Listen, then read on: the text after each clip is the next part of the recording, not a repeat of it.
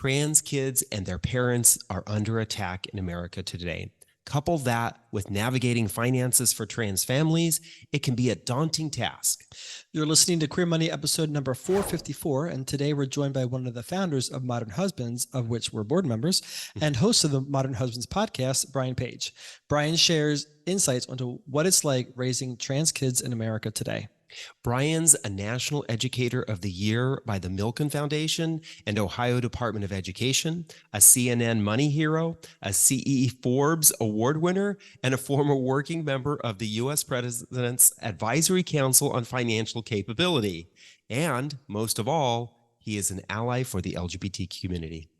So let's get on with the show. The mission of Queer Money is to financially empower the LGBTQ plus community. Join us in thanking Capital One for supporting that mission. Welcome, Brian Page, to the podcast. We're looking forward to a very meaty discussion with you today. Likewise, fellas, I'm really excited about this conversation. Thanks for having me on. Sure thing. A very important and timely conversation.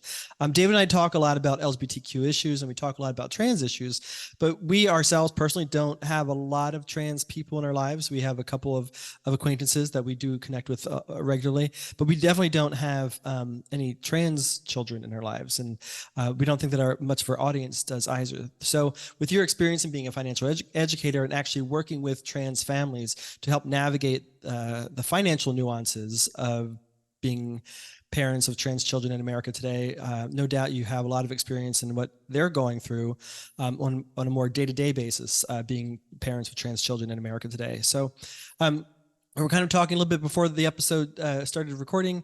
It was only maybe in adulthood or in your years that you were actually a teacher that you started to become familiar with trans folks. Do you mind just giving us a little bit of an understanding of what your journey was, getting to know the trans community and maybe even the LGBTQ plus community as a whole? Sure.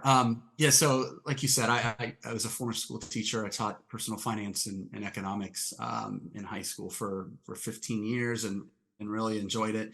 And in one of my later years teaching, there was one of our students was trans. She was her sex at birth was male. She was a trans girl, and at that time I didn't know what that meant.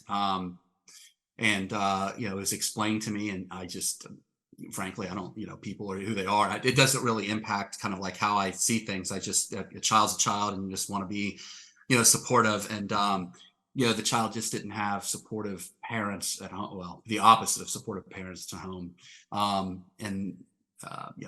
You just, it was kind of like a human being issue to me. So for example, I bought, the child doesn't listen to this podcast, so they're not going to know.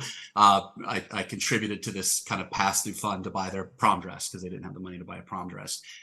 So at that time, like none of this had been politicized. It just was, a human being issue. And when you're a teacher, like, the kids and, they're hurting. And like, there's this idea that somehow teachers are indoctrinating students to become trans or something stupid. And, you just, when you're a teacher and you care about your students and things are like clearly in your face and obvious, like this kid, really needs some help. You just kind of, you pitch in. But, since that point, it's been heavily politicized. Fortunately, I haven't been a classroom teacher from that point. It would be really challenging to handle.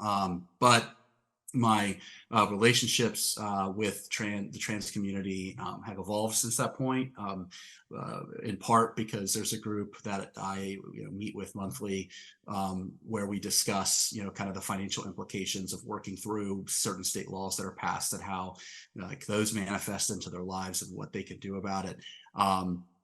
And then, so for me, it's providing context of, personal finance, like the considerations they should be making.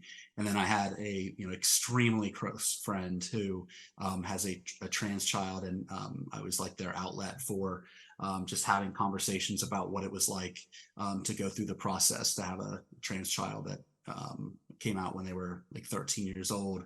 And so, between both the being a teacher and then meeting monthly with people in 3 different states other than mine that are going through challenging laws, two states of which they're challenging laws when there might be financial implications, and then my close friend, I've had a lot of experience just kind of understanding, what it's like to try to support raising a trans child. Awesome. And Brian, you yourself are not a member of the LGBT community, right? No. Right. So it's interesting. And what state were you in when you first experienced this with a student of yours? Ohio, which has not passed, to my knowledge, any of the pretty destructive laws that have been passed in other states. Right. So first of all, I just want to applaud you for seeing this as a human being issue and caring enough, right? And at the same time, not, for lack of a better way of saying it, freaking out and using that fear as a way to harm other individuals, but rather to listen and understand and learn. And then and what you're doing today is helping other people is amazing. So we really appreciate that. That I guess we might want to say you're an honorary member of the LGBT community, because you probably have a capital A when you say that word ally for yourself. So we really appreciate that. I will wear that with a badge of honor, and as the founder of Modern Husbands, we make it crystal clear we are an ally of the LGBTQ plus community. That's awesome. Very, very awesome. So if you're having finance discussions with some parents of trans children, that means you're having some very personal discussions with people, because it's kind of hard to have very superficial, be very superficial when you're trying to coach people with their finances, right? You need to get to know the nitty gritty. So can you give us an experience, an understanding of what some of these parents are dealing with today, especially with the negative rhetoric that we're hearing, and all of the politicization of what it means to be trans and a parent of a trans child today?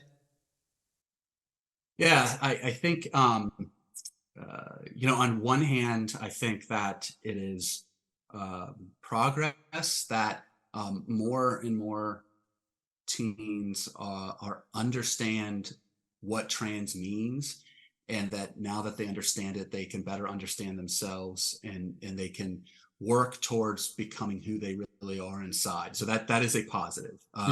But the challenge that these folks face is that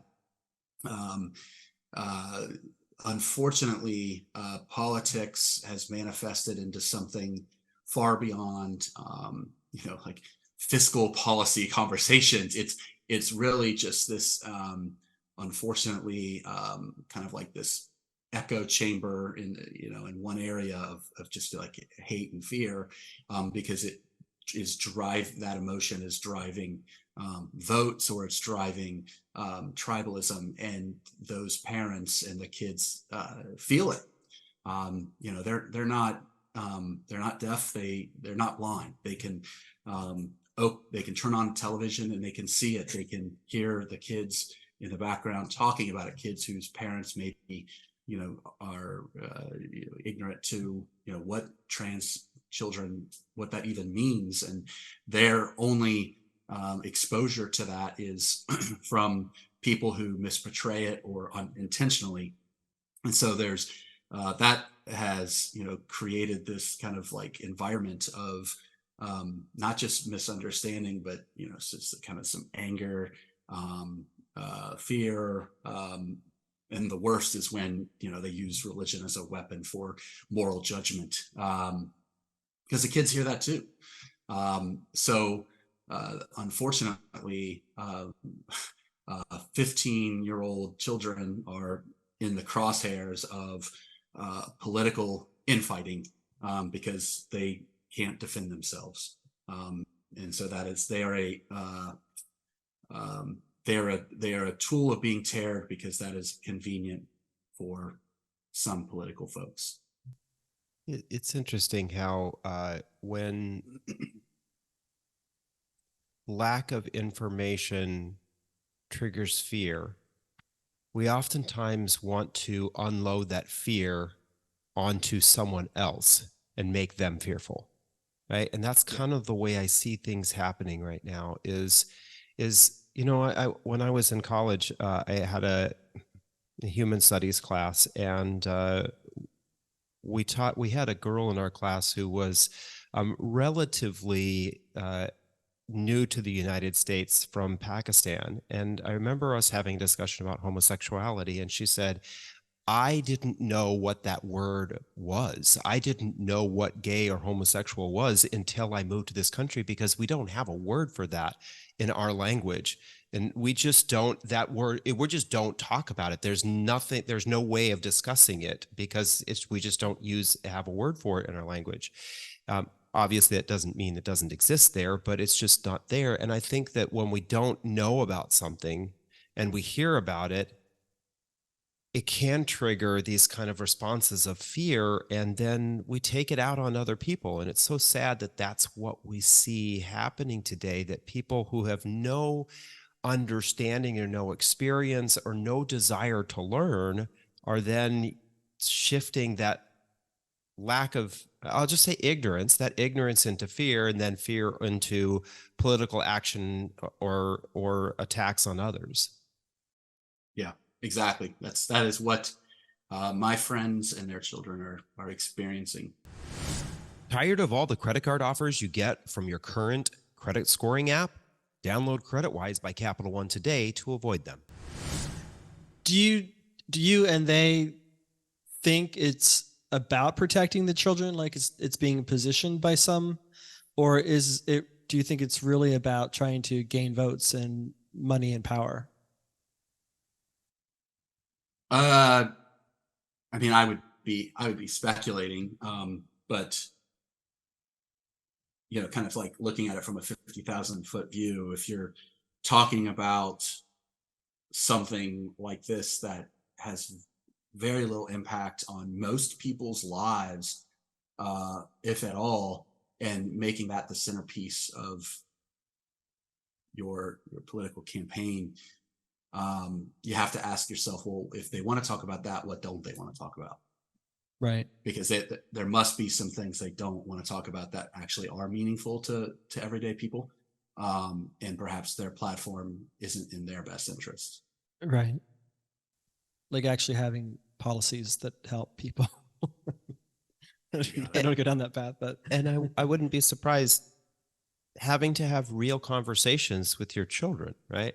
I think that that parents, a lot of parents, especially parents who have been raised maybe in families where they don't talk about sex, or they don't talk about sexuality, they don't talk about gender or uh, or issues related to the LGBT community, especially, they don't want to talk to their children about it. And so they're scared to talk to their kids. And the easiest way to not have to deal with it is to say, it's not okay to talk to my kids about it. So I don't have to explain to them. If they can't hear it at school, they can't hear it in the public, then I don't have to explain to them what it is. So it's a shirking responsibility, in my opinion.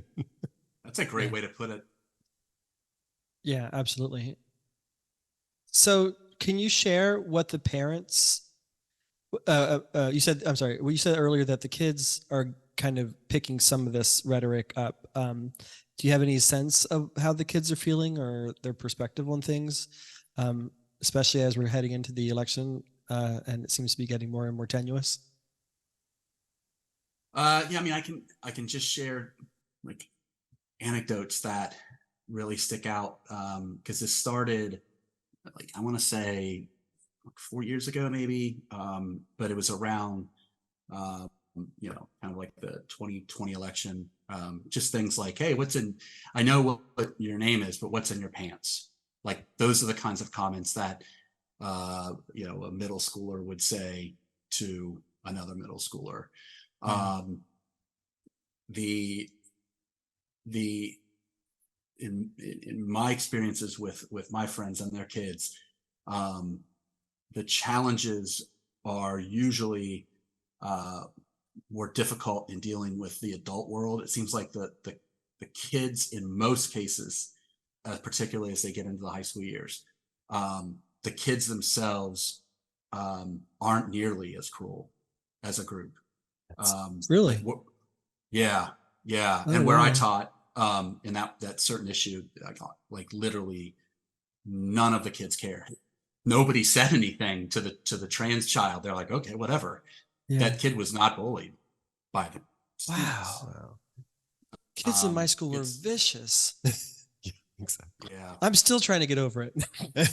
So I mean, if that's progress, if that's sort of the norm, even if it's just an anomaly here and there. I don't know. One of the kids in my class came out as gay, and he had to change schools. It got so violent.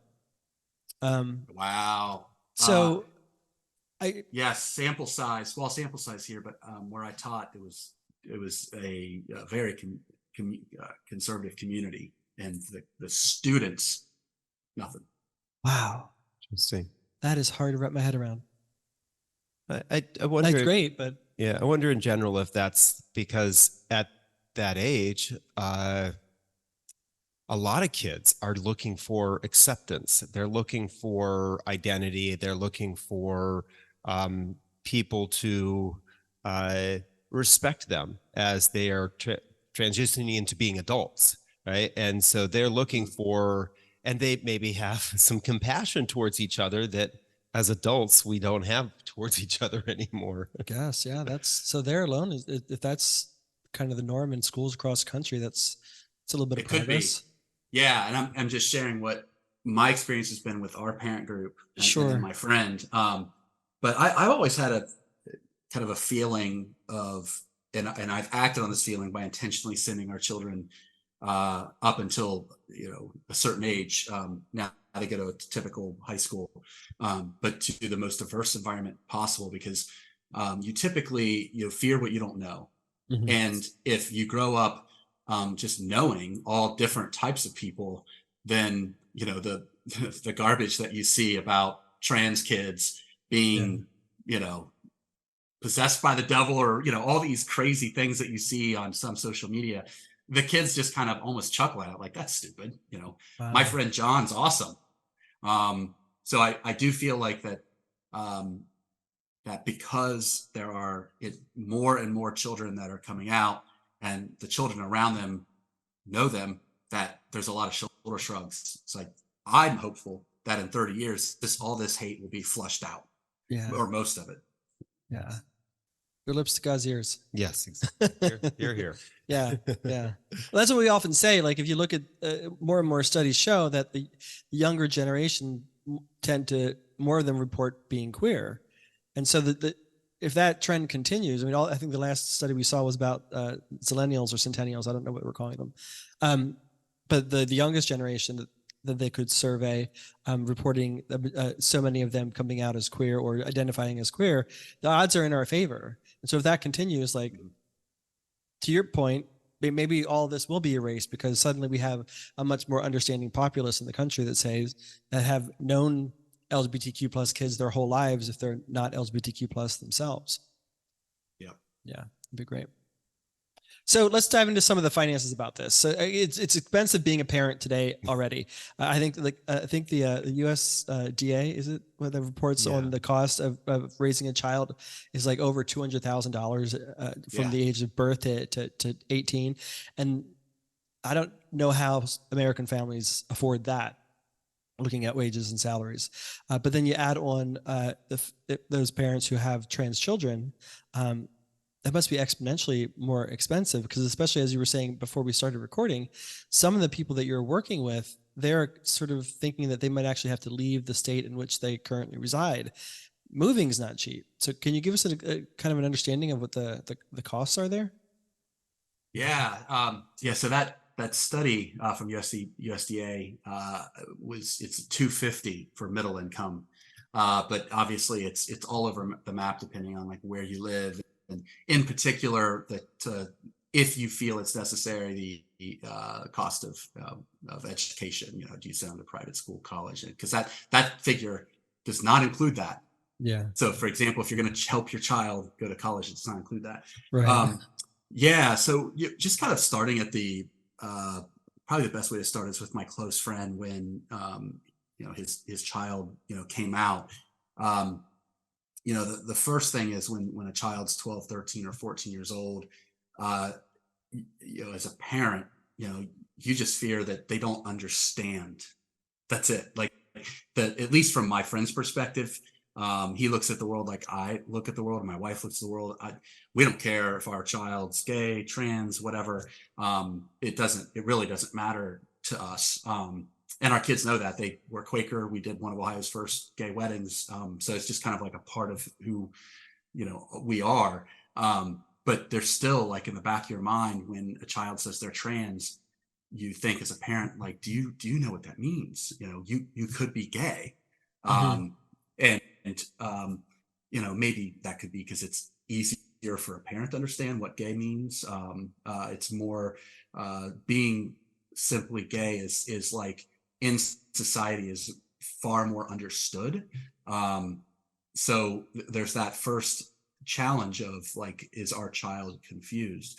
Well, so the immediate cost is, there's got to be, psychological triage to make sure that child has all of the support that they need to work through whatever challenges accompany being trans. And there's no playbook for this. You're not taught how to raise a trans child in school. And so my friend and his wife decided, well, we just need to make sure that we turn it to experts. Well, so you have the cost of a weekly psychologist. If being trans comes with other challenges, the cost of anxiety medicine or depression medicine, or perhaps a treatment facility, and insurance doesn't always cover that, and nor does it cover it fully. So the cost of, for example, my buddies has a therapist for his child, and they don't work with insurance. It's just easier for them. So they meet weekly, and it's $175 a week. Well, you start to, add that up, right? I mean, that adds up. Yeah. And so you're looking at, a like significant car payment. That's a car payment in therapy a month. Right. A car payment. And that's not even like the medicine. So you're looking at, about $8,000 a year in therapy. You could be, working through just, and I know it sounds silly, but just wardrobe changes. My buddy had to have a wardrobe change. So it's, a couple $1,000s to completely have a different wardrobe. And then, there are just the realities that, come with raising the child on top of all that. But that's just when the child initially needs, psychological support and needs the support that's necessary to wear what they feel comfortable wearing. And then it becomes more complicated if you live in a state like Tennessee, because if they're unable to find the treatment that's necessary to provide, gender affirming care, then they have to move. And there's a lot of misunderstandings about what gender affirming care means. And of course, like, some people like to scare the heck out of people and say, oh, it means that you must have a sex change, or you must do these physical things to your body. And that's not true. That's not what gender affirming care is. It could be as simple as a puberty blocker, or it could be as simple as, essentially testosterone. But that, in order to do those things, like my buddy and his wife were terrified. Any parent would be terrified. That's not something anybody takes lightly. So, in their circumstance, it wasn't until a year and a half of therapy where multiple psychologists and a psychiatrist literally said to them, it is dangerous for your child not to receive this treatment. Your child is depressed. Your child has suicidal ideations, and it is dangerous for their life if you do not do something. So as a parent, when you hear people say that, and if they're meeting weekly with a psychologist, after about a year, they get to know them, and that in itself, that's expensive, right? So now you're talking about, the idea of, like, these, drugs, psychiatric support, and then some states aren't allowing for that. So if, let's say, you live using Tennessee as an example, If you've had somebody tell you that your child is at risk if they don't have the support they need, of course you're going to look into moving if it's illegal to provide that support for your child. Or like Florida, like the idea that you can, and I could be misinterpreting the law, but the idea that that could be abuse by supporting your child in that way. I can't wrap my mind around. I can't wrap my mind around the fact that a psychologist, it could tell you that you must do this for the life to potentially save your child's life. And then the government is coming in and saying, well, if you do that, we might take your child away. I can't wrap my mind around that. What's a parent to do with that situation? They exactly. So then it's like, what are the options? Like the first option is if they're in a community where it's, they're supportive, which, like I said, it's becoming more and more common with children, other children supporting each other. There's obviously stray comments that are made that are hurtful. Then it's a matter of, okay, can I find like a way around the law so I don't have to move? Because moving, the cost of moving is so high, because it's not just the fact that you're moving, you have to change jobs. And if you have to change jobs and there's an immediate change, you might have to go to a job that's not as well paying. Perhaps you're like most of America and there's you're a dual income household. You both have to find new jobs potentially. You are selling in a market right now, as the moment we're recording this, with the average 30-year fixed rate mortgage is around 7 to 7.25%. So it's not a good time to sell a home. You could not potentially not get what you wanted to get for it before. And then if you have to borrow on the other end, now you're really hurting, right? Because the timing of buying and selling a home is so critical to your personal finances. So much of it is luck. So if they're going through this right now it's really, really difficult. People keep talking about a recession. As at the time that we're recording this, unemployment just hit 3.4%. So even though GDP is as high as it's ever been, even though our economic growth has outpaced the G7, the rest of the G7 at a greater degree since the 1960s, even though the inflation rate's below 3%, somehow people think the economy is really bad right now. But as a result of like this manufactured fear, people think we might be going into recession. And that could happen because so much of our economy is pumped through consumer sentiment. So what if we go into recession and you move?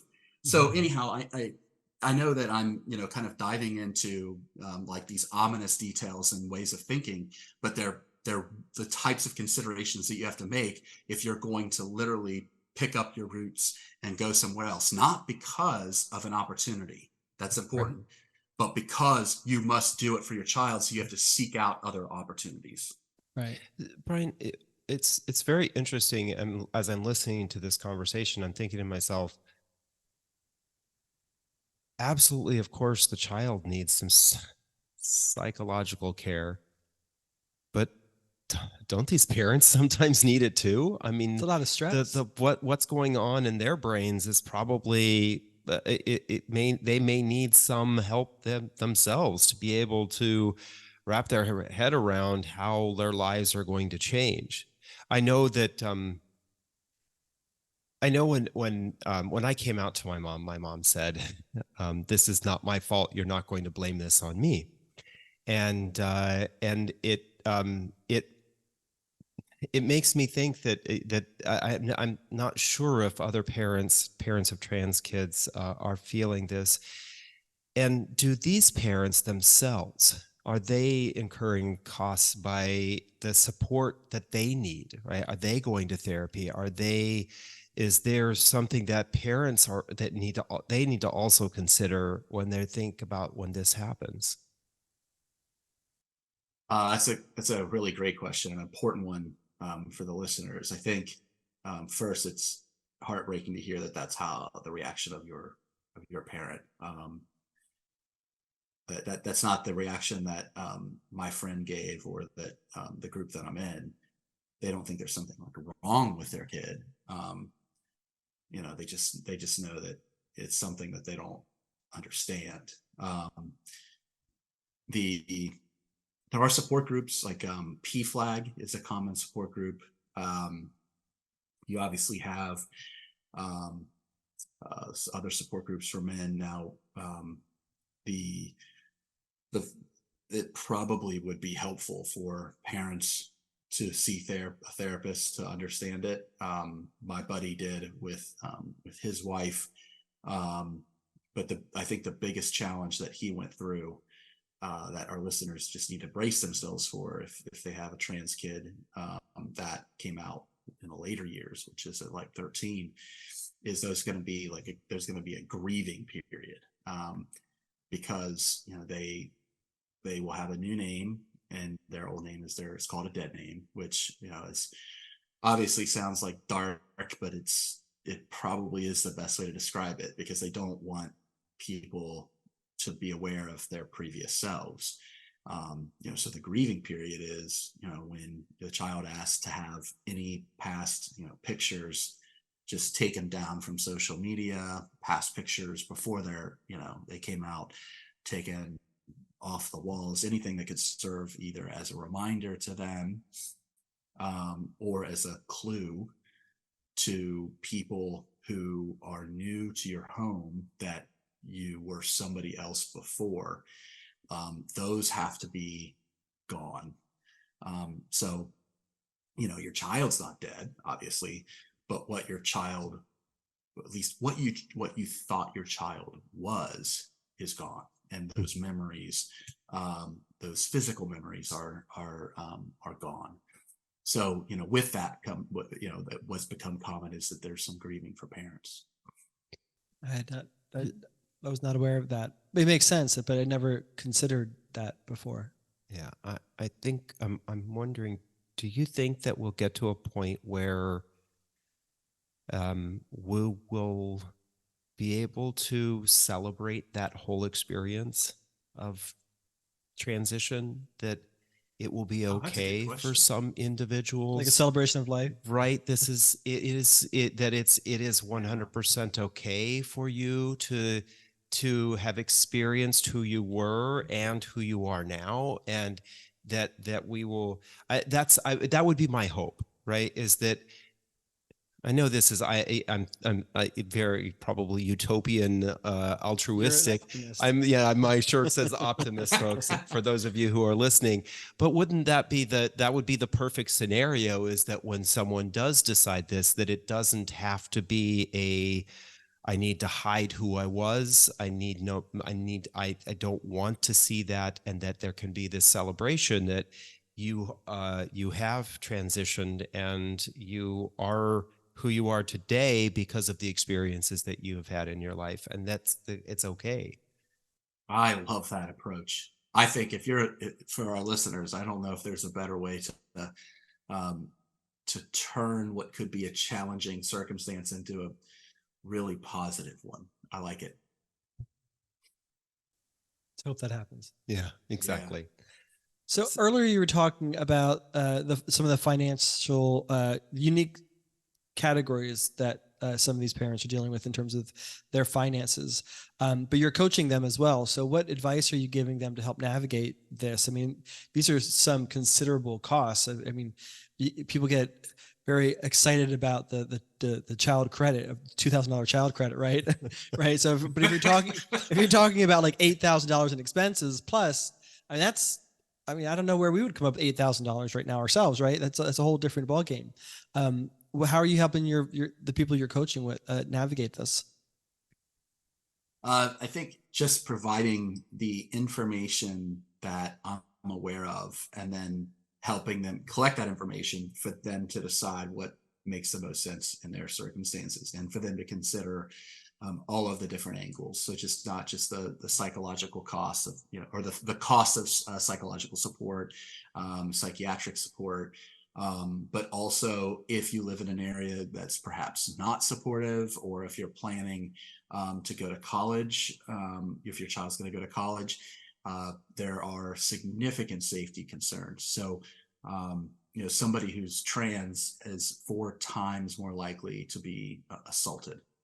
That is, a significant fear of these parents, when their child goes, away, or if they live in an area that's not accepting at all, they want to make sure that that can be changed. So there's costs that's associated with that. There's costs in college planning that's associated with that.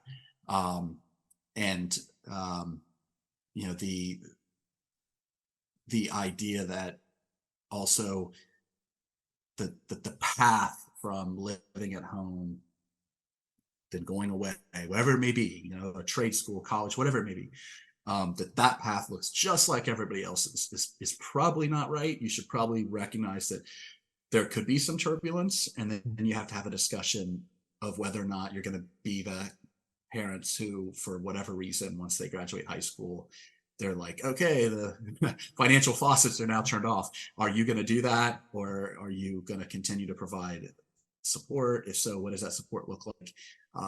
Because that pathway from childhood to adulthood is going to look, or could look, different. Sure. Are you encouraging them to maybe create a bigger emergency savings account for any risks that might come along? Are you encouraging them to work more hours, start side hustles, maybe even get new jobs to generate more income or get better healthcare? Well, the challenging problem for families who are not high income earners is that you have to be cautious about generating more income by working more, because then you're away from the child more. So it's like this, imagine a teeter-totter where, like, on one hand you have financial support, and the other hand you have emotional support. And if you don't make a ton of money, like, obviously the more emotional support you provide, the less financial support you might be able to provide, because you now cannot work extra hours or have a side hustle, or vice versa. So a lot of it's dependent upon, like, that family's financial means, or it could be dependent upon the marital or partnership circumstances. Perhaps, like, one of them could be the lead caregiver because the other one makes a significant amount of money. So they have to weigh that, and they have to recognize that earning more income is not an inconsequential thing. Right. I've always, been an advocate of work for children, tracing back to my first job. I think I was 11 or 12. I mowed lawns and loved it. And a strategy that I've discussed with them is to take their earnings and open up a kiddie IRA, custodial IRA. In part because if you start when you're 14 or 15, by the time that child is 18, first, that money does not count against you when you're applying for need-based aid, because it's technically a retirement fund. Whereas if that money was in a savings account, that child savings account, it counts against them at 4 times the rate as the parent savings account. So there's a significant disincentive.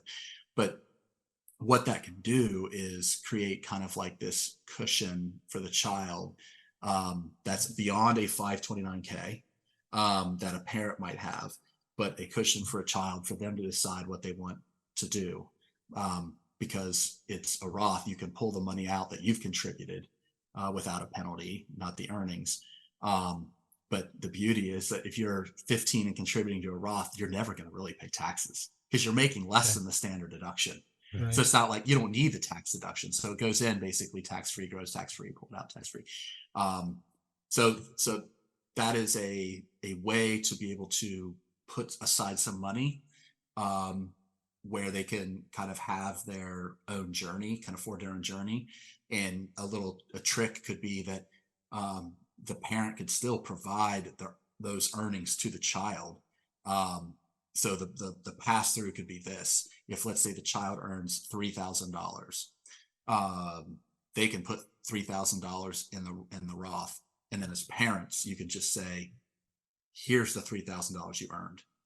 Now, I mean, obviously, it comes down to, what do you want to what money lessons do you want to teach your child? Do you want them to learn the importance of investing and saving? I personally think that they should have money to spend if they've earned it, and so maybe you tell the child, you put the 3,000 in the Roth, we'll give you 2,500. So 500 of it has to be your money, or whatever percentage you think is appropriate.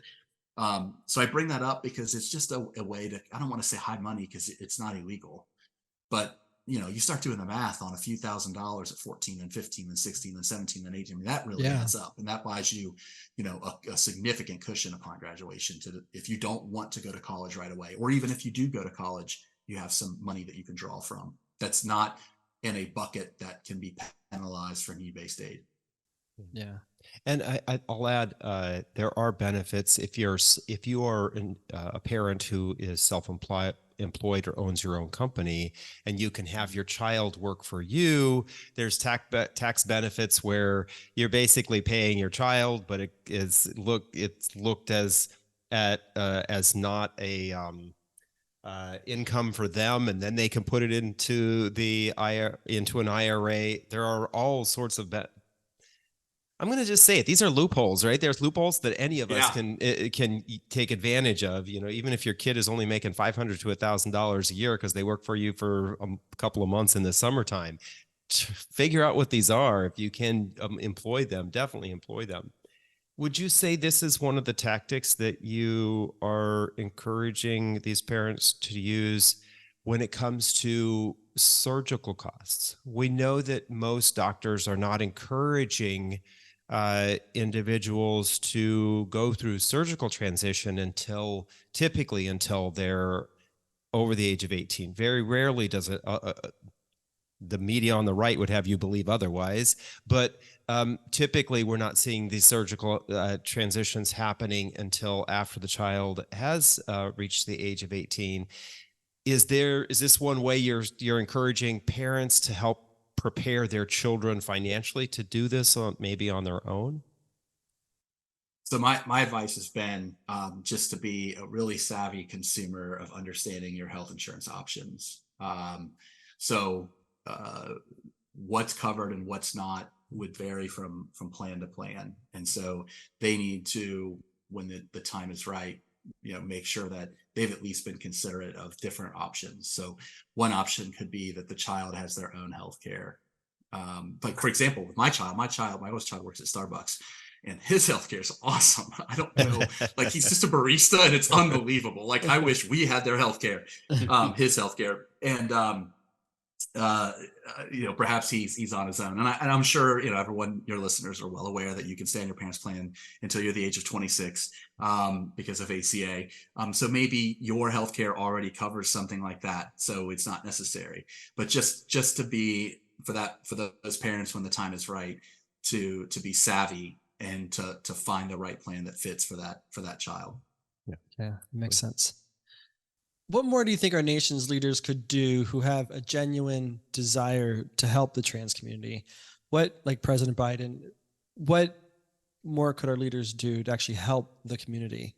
I know some of the resources we've read preparing for this interview, a lot of families are talking about relocation assistance to sort of, I guess, escape from the states that aren't very affirming to go to states that maybe are more affirming, because there are several more. We can't go a week without reading a story about a parent or family who's trying to leave a state, especially Florida right now, and trying to take their kids to more safer locations. And that is the $1 million question, because it feels like that every time I see the current administration try to come up with a solution, it's like adding gas on a fire, and it almost like it's just this. It's an unbelievable, like, nonsensical, circular fight. I wish I knew the answer to that. I think, from my perspective, the only thing that could actually help would be if our third branch of government, if the judicial branch continues to come through. So I want to say, please correct me if I'm wrong, it was one of the southern states. I don't remember if it was Arkansas, Alabama. I know Florida for sure. Florida put a stop at one of the laws. There was a judge there who did, and then it happened in another state. So what I'm reading is that a law's passed and then the courts intervene, and Yeah. they'll just simply say this is unconstitutional. I think So I know what you're talking about. I feel like that was Alabama or Arkansas. It was an A, Yeah, and that wasn't Alaska. I think it was Arkansas. I think it was Alabama or Yeah. Arkansas. One of those, and definitely Florida. Definitely Yes. Florida. There was Yes. a big one that passed in Florida. So I think, like, you know, I believe in America, and I believe that in a system where we have three branches of government, I'm really holding out hope that branch of government is the one who can come in and swoop in and say, no, this is what you're doing is political. This is unconstitutional. You can't do this. I feel like that is the best hope for the trans community to get the support that they need. I don't know how I feel about that. I probably didn't. I probably didn't answer the question the way you want. I don't know.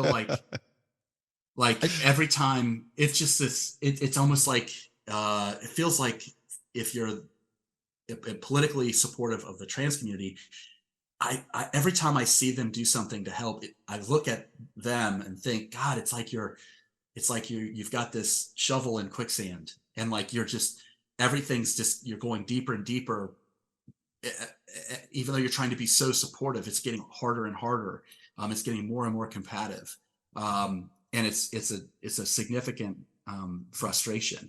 So I don't know if that would help or not. Obviously, financially, providing relocation costs would be super helpful, but I don't know what that would look like. Right. That would be difficult. What's that? That would be a difficult.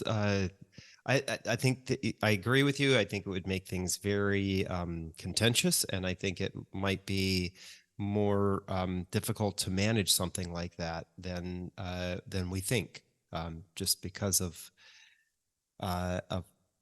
the uniqueness of every single situation. Right. So let's tackle a little bit. You want to tell us a little bit, since part of the commitment of the Modern Husbands is to be capital A allies. Can you tell us a little bit about Modern Husbands and the purpose behind that? Yeah, I decided that I would stay home and support my family's needs. Gosh, was it a year and a half ago now? It would have been about a year and a half ago.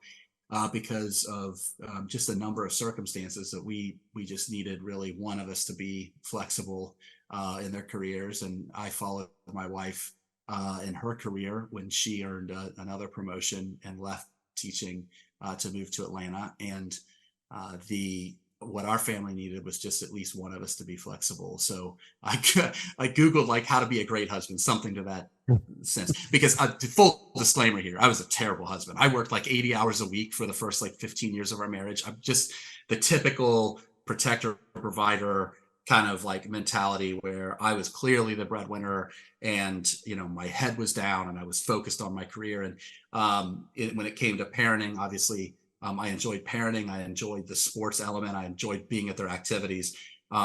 Did I do their laundry? Did I make meals? I didn't do any of that. I was terrible. But then we, kind of flip-flopped. So it's like, okay, I want to do what we went from doing that to having some balance, which is really good. And then now it's like, I do like 80% of it, which is great too. And so I just Googled like how to be a great husband, something to that degree. And a bunch of stuff came up on the first Google page of like how to cheat on your wife and get away with it. I was like, oh wow, I guess like, I'm just looking for ideas, like how to manage the house, and obviously my background is money, right? So I instantly gravitated towards creating this community where understanding that money is a leading cause of divorce. It's a leading cause of friction in a relationship. I pulled together an advisory board, which I'm so proud that you two are on, full of experts that are in the world of money and understand the relationship between partnerships and marriages and money, and decided, what, I want to provide support to the 21st century home. Right? Most homes are dual income homes, and 45% of homes, a woman earns the same, if not more, than their husband, and recognizing that in a 21st century work world that we have many homes that are still in a 20th century model, that was creating problems in marriages, problems because of an unfair division of labor, oftentimes shouldered by women, and a lack of understanding of how to talk about money and use money as a tool to make you happier in your marriage rather than a weapon that leads to conflict. And so we decided, let's create this community at Modern Husbands to do this.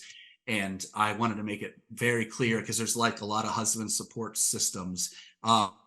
This wasn't a political statement. I have not talked about politics at all up until this point. And I'm trying to be completely neutral. Modern Husbands is 100% neutral. But I don't see like being a capital A ally as political. I see it as a human being issue. I feel like that the LGBTQ community is under attack, and that our responsibility is to support every human being. I don't think that's political. I just think that's being a human being. And so like that's our value set. So we make it very clear on our website that that's how we see the world, and we're an ally with capital A. And so when I say Modern Husbands, frankly, the reason it's not called Modern Partnerships is because like half of America doesn't understand what a partnership is. They think of a business partnership. So you can say marriage, and then the half of America that doesn't, or the percentage of America that doesn't believe in marriage, and they just recognize it as partnership. They know what you mean.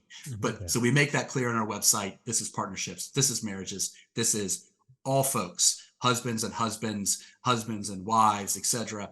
And how is it that we can provide you all with resources to make sure that you're managing money in the home in a way that leads to a happier marriage? So that's the background of what we're doing. We have a podcast, the Modern Husbands podcast, website. We have little micro courses to try to provide that support. Awesome. Nice. Very awesome. And thank you for all the work that you and Modern Husbands does for the LGBTQ plus community, especially the trans community. I think it's pretty fascinating and inspiring that you're helping coach some of these families navigate the finances of having trans children. There's a much needed market out there for that. So hopefully that can spread to more people, because I'm sure from what we've read that's definitely needed. That being said, how can our audiences connect with you and Modern Husbands? If you go to modernhusbands.com, you'll see we have a podcast that we release every week. So please subscribe. And the first podcast episode you need to go to is the one that we had with you two. It was great. It was a fan favorite. And then we have a newsletter, and we only send out an email communication once every 2 weeks. So subscribe to our newsletter. And then we're on all the social media channels. We try to, in addition to informing folks and helping folks, throw in some marriage humor, dad jokes, those types of things. We like people to laugh. Nice. Awesome. Well, thank you very much again for coming on the show and for giving us an insight of a unique topic that I don't think there's not enough information about right now. So thank you very much for that. Thanks for having me. It was an honor to be here.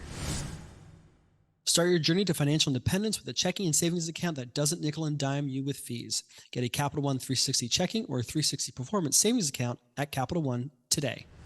Thank you, Brian, for a great interview, for giving us a glimpse into the lives of parents of trans kids in America today. Thank you, our listeners and viewers, for joining us for another episode. Remember to get your Queer Money takeaway from this episode in this week's newsletter, as well as information on how you can connect with Brian and Modern Husbands, and your tip for reaching financial independence faster. Get all of that by signing up with the link in your podcast player. Then join us this Thursday when we cover the most affordable LGBTQ plus friendly city to live in Iowa, and next Tuesday when we cover another important investing topic. Thank you and have an amazing week.